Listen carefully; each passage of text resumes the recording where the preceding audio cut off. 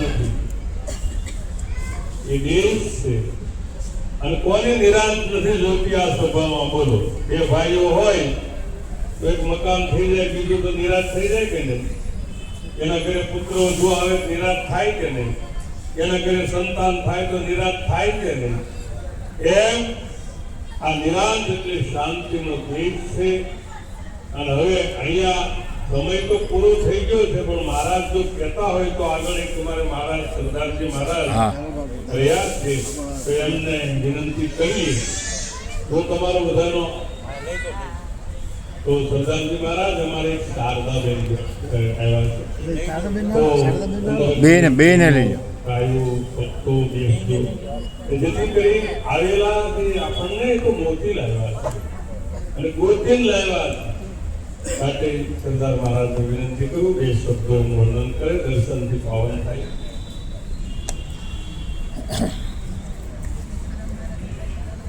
સદગુરુ મહારાજની જય. પધારેલા હરિગુરુ સંતની જય. અંબારામ મહારાજની જય. પરમ પૂજ્ય સદગુરુ પરશુરામ મહારાજની જય. આજે આ પવિત્ર પાવનધરા એ આજે અમારા સંત શિરોમણીય પરમ પૂજ્ય મંજરામ મહારાજ તેમજ પૂજ્ય સમુભા મહારાજ આજે આપણે બધાને રસપ્રદ દર્શન કરાયા, એકબીજાના સત્સંગનો લાભ મળ્યો. એ આજે આ પૂરા આપણે તાળીથી વધારીએ. દરેક સંતોનો સત્સંગ, દરેક શાસ્ત્રનો સાર એક જ છે ટૂંકમાં કે આપણે સંતપૂર્ણ કહીને જઈ હું કોણ હરી કોણ ક્યાંથી આવે ક્યાં જવાનું એટલું જાણી લઈએ. કેટલો ટૂંકમાં ટૂંક એટલો સારો છે. બધા ગમે એટલો સત્સંગ કરીએ આપણે ગમે એટલું બોલીએ, પણ દરેક શાસ્ત્ર પુરાણનો સાર એક જ છે. જ્યાં સુધી કોઈ સંતરા થઈને જઈ તન મંત્ર અર્પણ કરી હું કોણ ક્યાંથી આવ્યો એ નહીં જાણીએ ત્યાં સુધી બધું અધૂરું છે. એ આ એક સારનો સાર એક આ જ છે. એટલે હવે આપણો બહુ ટાઈમ થઈ ગયો, આટલું બોલી અને મારી વાણી વિરામ બોલો સદગુરુ મહારાજની જય. સરદારજી મહારાજને પરશુરામ બાપુના શિષ્ય છે.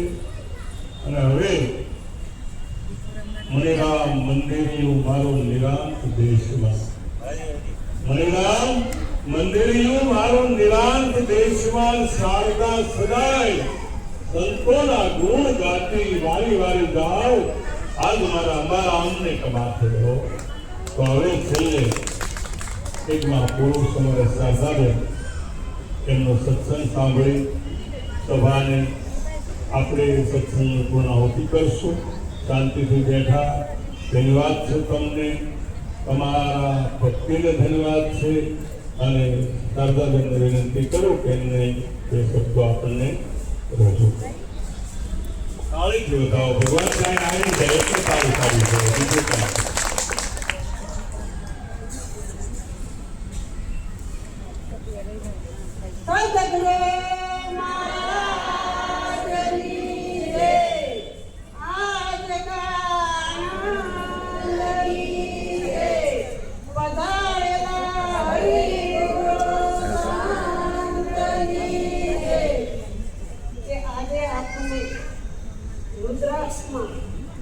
સમુભા મહારાજે, મંદિરામ મહારાજે આવો મંગળ પ્રસંગ, આવો મોટો અવસર કે બધાય અવસર આવે, પણ આવો અવસર જે ઘર આંગણે આવે ને તેનું ઘર કેટલું રળિયામણું હોય. એટલે સંતોષ બેસરે આપણે બધાય અવસર કરી, પણ સંત સમાગમ અવસર થાય ને એ અવસર જેવો કોઈ અવસર નથી. આ અવસર આપણે પરમાત્માએ સદગુરુએ મળ્યો તો પરમાત્મા સદગુરુને ગમે એટલા કોટી કોટી વંદન કરીએ તો ઓછા. એટલે સદગુરુ કાલિદાસ મહારાજ કહે છે અવસર આવ્યો છે મંગા મૂલનો રે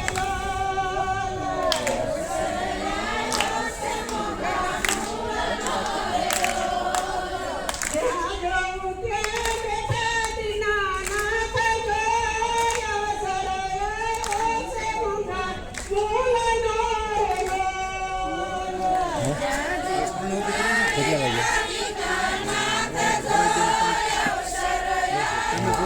તમે થોડુંક લઈ લો મારી બદલીમાં. નહીં, મારે નથી બોલવાનું, મારી બદલીમાં તમારે બોલવાનું. નહીં, પછી પૂર્ણાંક કરવાનું. તમારે સાંભળવાનું બાકી રહી ગયું.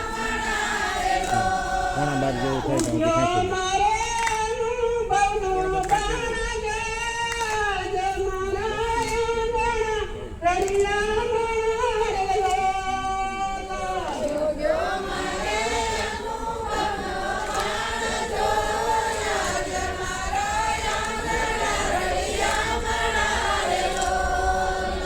મોટો અવસર તો એ કહેવાય કે આપને પરમાત્માને મનુષ્ય દેહ આપ્યો. જો આ દેહ આપણે ન મેળવો તો આપણે ભજન ક્યાંથી કરો? 4 ખાણીના જીવ છે પણ એક ખાણી મનુષ્ય દેહ છે ને એ જ ભજન કરી શકે છે. 3 ખાણીના જીવ છે ને ભજન કરવું હોય તો નહીં કરીએ. અહીંયા આપણે ગાય આવશે, ભેંસ આવશે, ઘોડો આવશે તો આપણે નહીં રહેવાય. કેમ કે એને સમજણ નથી. એને 1-2 ઇન્દ્રિયનું જ્ઞાન છે અને આ મનુષ્યને 5 જ્ઞાન ઇન્દ્રિય, 5 કર્મ ઇન્દ્રિય, 4 અંતઃકરણ. એક ગુરુ પદ પંકજ પૂજતા એટલે કે 14 લોક પૂજાય. હવે તમે એકની પૂજા કરો તો બધું પૂજાઈ જાય છે. તો પછી આપણે મંદિરે જવાની કોઈ જરૂર છે? કે આ મંદિર છે વિશ્વનું, એના જેવું એ કોઈ મંદિર નથી. એટલે કે છે મંદિર તારું વિશ્વ રૂપારું, સુંદર સર્જન હારા, પલ પલ તારા દર્શન થાય દેખે દેખનારો. આ દેખનારો ન હોય તો આ સૃષ્ટિ જોવે કોણ? દેખનારો છે પણ દેખાતો નથી. દેખાય ઈ તો બધું દ્રશ્ય જાણ. દ્રશ્ય બધું આ દેખનારા થકીથી દેખાય છે પણ દેખનારો દેખવામાં નહીં આવે. એટલે સંતો જે છે બોલાય છે, સંભળાય છે, સ્પર્શ થાય છે, આવે છે, જાય છે, પણ ક્યાંય શબ્દ દેખાય છે તમને? શબ્દને આંખ નથી, પાંખ નથી, છતાં આવે છે ને જાય છે. તો આ શબ્દ ક્યાંથી આવે છે? કોણ બોલે છે અને ક્યાંથી બોલાય છે? કે આ આપને સદગુરુ મળ્યા તો સમજણ આવી. નકર તો આપણે બધું બોલતા હતા પણ વિચાર વગરનું બોલતા. સદગુરુ મળ્યા તો આપણે આપણો વિચાર આપ્યો કે તું કોણ છે? તું આ વિશ્વમાં આવ્યો ક્યાંથી? અને આ દેહ પૂજા પછી તું જવાનું ક્યાંથી? એટલે કે છે ઓહો રે કાયા આવે ને કાયા જાય. તમે આવ્યા નથી ને ક્યાંય નથી. રેલવે સ્ટેશન ઉપર બધી ગાડીઓ આવે ને જાય. સ્ટેશન તો જેમનું તેમ છે. જે જેમનું તેમ હોય એ અનાદિકાળનું અખંડ હોય. કે આપણે બધાય અખંડ છે. આ અખંડની સત્તા છે. એક અખંડ આત્મા રે એને કોઈ જોતું નથી. ખંડ એ તો દ્રશ્ય છે, જુઓ નજરે દેખાય. આ દ્રષ્ટિથી બધું દેખાય ખંડવાળું છે. અને આ દ્રષ્ટિની પાછળ દ્રષ્ટા સાક્ષી આત્મા છે એ અખંડ છે. એના થકીથી આંખ જોવે છે, કાન સાંભળે છે, આ મુખમાંથી શબ્દ બોલાય છે, નાક સુગંધ છે, આ ચામડીનો સ્પર્શ થાય છે. આ કોણ છે? કોણ બોલે, કોણ બોલે કાયા માતારી? કોણ બોલે રે? કોણ બોલે, કોણ બોલે કાયા માતારી? કોણ બોલે? જગતમાં કોઈ ના તોલે કાયા માતારી? કોણ બોલે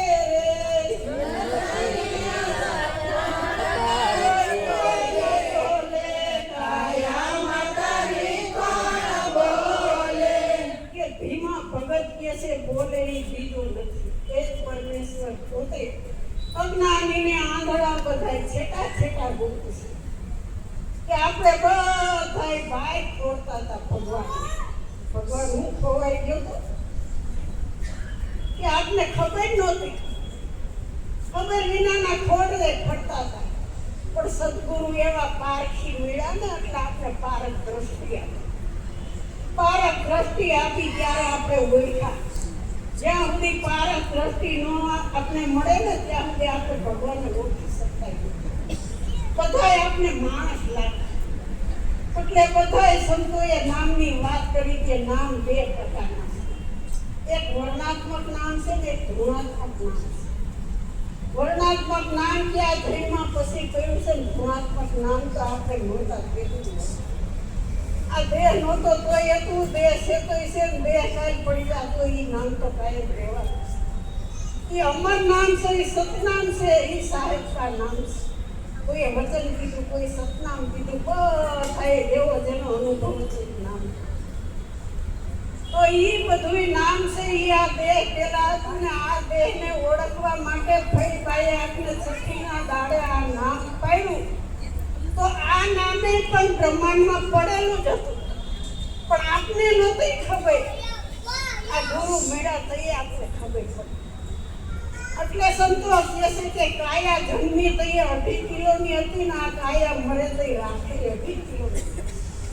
અને વચ્ચે 3.5 મણની કાયાને મારું તારું આ ક્યાં હતું? આપણે કઈ લઈને આવ્યા નથી, લઈને જવાના નથી. વચ્ચે મારું તારું કેમ છે? કાંઈ લઈને આવ્યા હતા ને કાંઈ લઈને નથી જવાનું. પણ આ સત્યની કમાણી કરીને આ બધી આપણે હારે આવશે. આ સાચી કમાણી છે. આ આખું નાણું છે. આમાં કોઈ તમારો ભાગ નહીં માગે ને ઓમાં તો 2 દીકરા છે તો 2ને ભાગ દેવો, 4 છે તો 4ને હરખો ભાગ દેવો. આમાં કઈ આપણા દીકરાને લઈ જાય આગળ બધા સત્સંગમાં ગઈ ભાગ જોતું કોણ લે? કહેવાય કે આ કમાણીમાં કોઈ ભાગ લઈ શકે એમ નથી. એટલે સંતો મહાપુરુષો આજે બહુ હતા. સમય પૂરો થઈ ગયો છે. હવે મારી વાણીને વિરામ આપું. સદગુરુ